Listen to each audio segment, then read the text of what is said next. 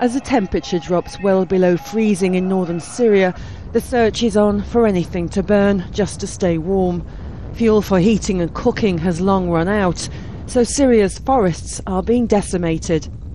A man shouts, "You're breaking the law," as a truck passes through one village. It's illegal in this country to chop down these trees. But for this grandmother, the environment is no longer a priority. We are afraid we are breaking the law. It's a shame. People worked hard to grow those trees and now we're cutting them down. But how else can we stay warm? The water is freezing cold. How can we cook or wash or make bread? Awash's family has worked hard to stay alive, digging a trench for the children to jump into during air and artillery attacks. And behind their home, something much more substantial dug into the ground. It took these people 40 days to cut into this rock to build a homemade bunker.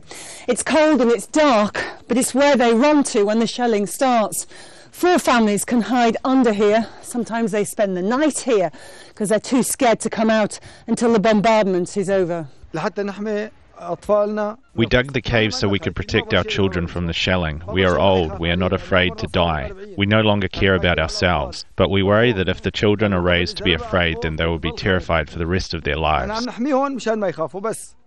Sarah Al-Naif has kept a diary since the start of the war. She writes it for herself and the other children to help them conquer their fears. All these stories help me.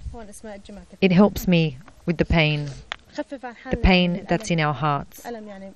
I write it all down. In another house, another homemade project.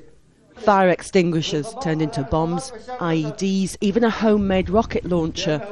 But this time the objective is to take lives and to stop the government forces taking back their town. Sue Turton, Al Jazeera, Idlib province.